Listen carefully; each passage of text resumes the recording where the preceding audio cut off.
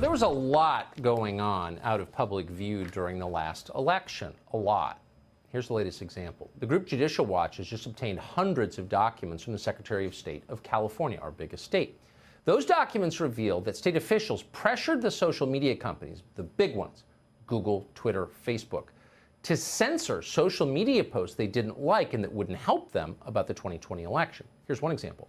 A state agency successfully pressured YouTube, owned by Google, to block a video about mail-in voting. They didn't think it would help the Democratic Party, so the video was blocked.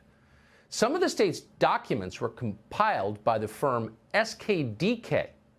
Its top client, Joe Biden. Sagar Enjeti is the host of Rising. We're happy to have him on tonight. Sagar, thanks so much for coming. I don't think you could be a fervent Biden voter and still think that maybe this looks like the end of democracy. Or am I overstating it?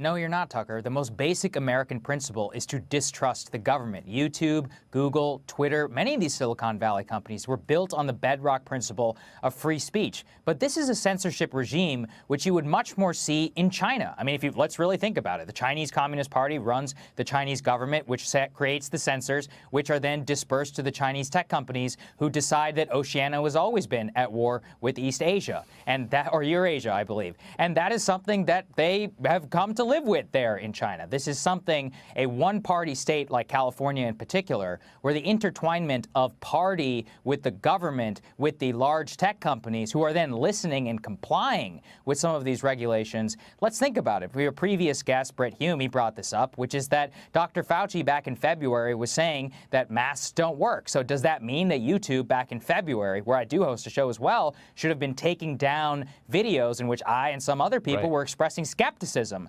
around this? That would technically be in violation of government practice. And now they're doing the opposite. This just goes to show how dystopian this can get very quickly.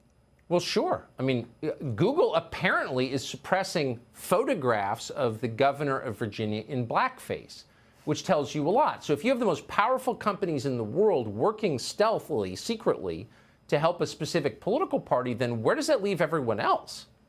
Yeah, well, where are you going to go? Are you going to create your own Google? I mean, they already have, what, 90-something% of search traffic. I think the most bedrock principle is this, which is that when you begin to see intertwinement of a political party, of state enforcement, and then along with the so-called private companies, you live in an oligarchy, and you live eventually in a dictatorship. And the only way that they can have dissent is that they have to crush it. We have two options. We're America. Liberty is in our blood. Liberty is largely what we should strive for, and the other option is a police state, and unfortunately, that's what we're beginning to see.